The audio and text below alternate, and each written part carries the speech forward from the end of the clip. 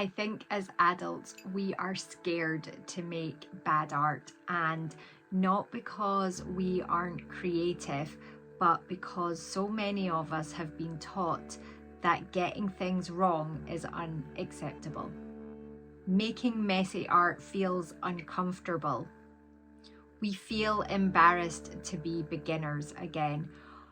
Whereas children just create and play and make a mess and experiment freely, but some way along the way, as adults, we just freeze.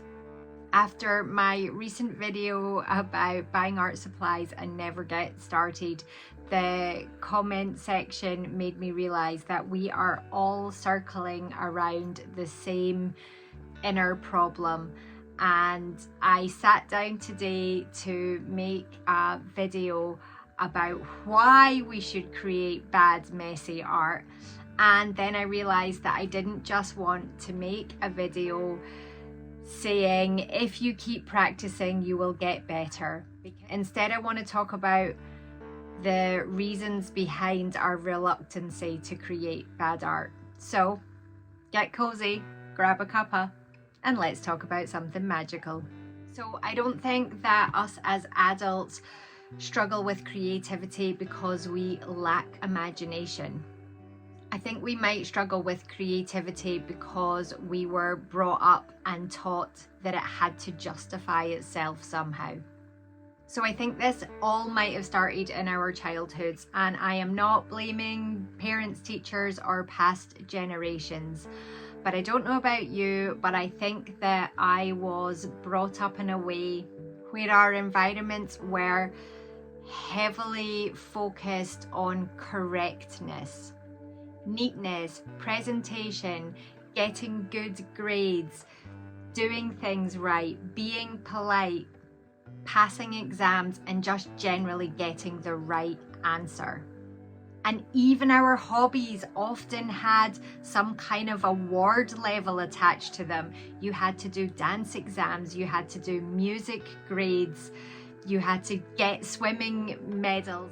And I also feel a lot of us grew up with terms like save that for best. I don't know if you remember that, but you know, I've mentioned before that you got a beautiful dress and you were to save it for best, and by the time you got round to using it, you had outgrown it.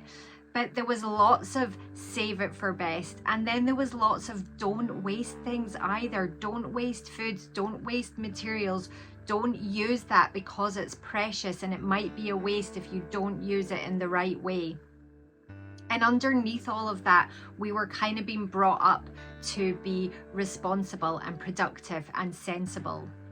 And therefore, I suspect that there's a huge number of people that were just brought up with the general mentality that art won't pay the bills, you need a proper job, being creative is frivolous, it will never be a proper career. So now as adults, creativity, time for ourselves, expressing our emotions often feels loaded with feelings of guilt, embarrassment, it's a waste of time, it's impractical, it's self-indulgent, and we risk failing. So as we grew out of childhood and into adulthood, we stopped allowing ourselves to creatively play because we were taught that things needed to be done right. But art and creativity and any form of self-expression needs experimentation, mess, play, bad drawings, failed woodwork, ruined sewing, all of these things so that we can progress and get better. And that's why I think making bad art feels so uncomfortable for so many adults, because we associate it with proof that maybe we're not talented, proof that we are wasting our time, proof that we're wasting money, proof that we just feel silly for trying. But it is okay to be a beginner, Because children don't think like that, do they? They play, they warm up, they doodle, they make a mess. More than that, they repeatedly create bad art. And what do? We take their bad art and we tell them how amazing it is, and we put it up on the fridge for everybody to see. And yet somehow as adults, when we are learning and progressing through something that we either haven't done for years or we have never done before, we somehow magically think that we are going to be amazing at it on the first go because we're grown up. And we don't praise ourselves for that bad drawing that we made when we were learning. And we get in our own heads about the fact that we're not good enough yet. But that's the point of making bad art, isn't it? I had a conversation with one of my members last night where we were talking about the fact that when you start a new job, you don't know what you're doing. And by the time you leave that job 4 or 5 years down the line, you can look back and think, wow, look at all the things that I have learned. I'm now amazing at this job. But when you pick up a pencil and a sketchbook and you do your first little observation drawing, you are so self-critical because it didn't turn out the way you wanted. And maybe it's just because fundamentally we need to work on rewiring our own programming and leave all of that historical, everything must be perfect mentality. And we maybe refocus on the way that we speak to and educate children now. They get rewarded for taking part. They are praised and supported as they work through the journey. And it's not always about the final result. It's sometimes about the process to get there. And I actually think that is super important in this case, because do you know what? When it comes to art, the final result does not matter. You can be fundamentally bad at art for the rest of your life, because if it brings you joy, if you're passionate about it, if it makes you feel calm, it makes you feel relaxed, it makes you feel centered, it brightens your day, it gives you happy hormones, if it does any of these things, it doesn't matter if you stay bad for forever. I mean, you won't, because the more you practice, the better you get. But it doesn't matter. It's not the end result that matters. It's going through the process to get there. But what do you do when you feel like you are ready to start that process and that journey, and you open up your sketchbook and you are faced with a blank page? That fear is real. Everybody gets it. Blank canvases, blank pages, you name it, they are terrifying. But you know what? Start on page 2. That is a brilliant tip. Just start on page 2, or purposely ruin page 1. Put a big massive scribble messy doodle on it, and suddenly you have removed all of that pressure to make that sketchbook perfect. Because I know I've touched on this before, but don't wait till you're ready. Don't wait till you feel good enough or talented enough. Don't leave all of those beautiful art supplies just sitting in the drawer. Just get them out and start using them. And another thing that I think people are really worried about making bad art, making messy art, learning, is exactly that. They're kind of almost embarrassed to be a beginner again. And I think some of that comes from the fact that we are in this world where social media is so dominant that you kind of feel like you have to share everything with everybody all the time. And maybe you feel a little bit proud that you're starting an art habit and you do want to share it, but then you're embarrassed because you're a beginner, you're a child again, so you don't want to share your initial work. Do you know what? I'm here to tell you that that is okay. In fact, go out and buy yourself some cheap little thin papered sketchbook and a little pen or a pencil, and carry it about with you all the time. Keep it as your secret sketchbook. You don't need to show it to anybody. You don't need to post about it online. Your family doesn't even need to know about your secret sketchbook, because some creativity and some making can be simply just for you. But making bad art does actually matter.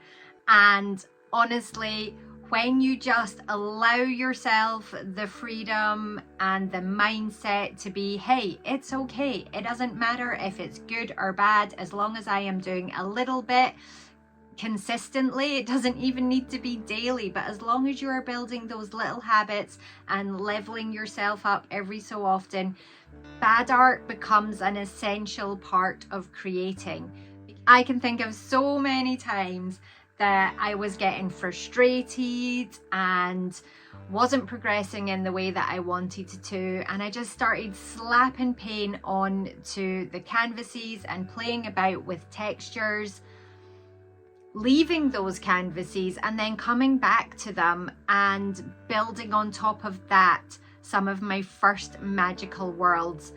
And those pieces are the pieces that worked out way better and compared to the ones where I sat down intentionally trying to create something that was in my mind and something that was good. And also during my daily art challenge, where I just had to allow myself to play and experiment and practice, because you cannot keep painting in the same format every single day for a whole year. That is when my true style came out, and where this magical world, Fay Fern Forest, genuinely appeared without me even trying. And the Mushwood characters literally came from a sketchbook doodle where I told my members to doodle some random object and turn them into characters. And I doodled some mushrooms, and before you know it, we have over 20 different Mushwood characters already in this world.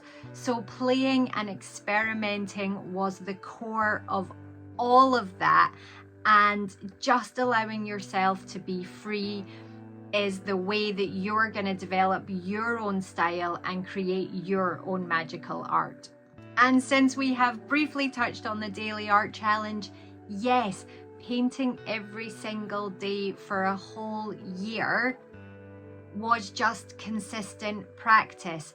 So making those bad pieces, and yes, there are some bad pieces. I will show you some of my week 1 paintings and we will compare them to some of my week 52 paintings, and oh my goodness, what a difference.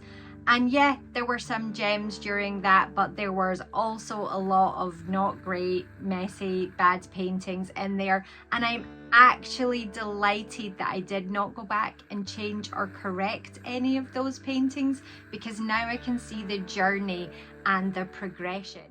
Not every sketchbook needs to be a masterpiece, and not every painting needs to be beautiful. Just the journey itself, the playing and the experiment and the creating of that painting can be just as important as the final result. We actively encourage our children to use creativity to be a release from school, screens, anxiety, yet as adults we somehow hold ourselves back. So if all you ever do is doodle while you're watching the TV, fill a tiny secret sketchbook that nobody else sees, if you just paint badly in your kitchen once a week, or make messy art that never improves beyond beginner level, and it still brings you joy, then it still matters and it still counts. So no, I don't think bad art is failure. I honestly think that bad art is maybe the doorway back into creativity, because maybe the goal is not to create perfect art. Maybe the goal is simply to reconnect with that part of yourself that wants to imagine, the part that wants to create without fear. So if you need permission to go and make messy art today, This is your permission to go and create something imperfect. Remember, just relax, play, create, and you will make something magical.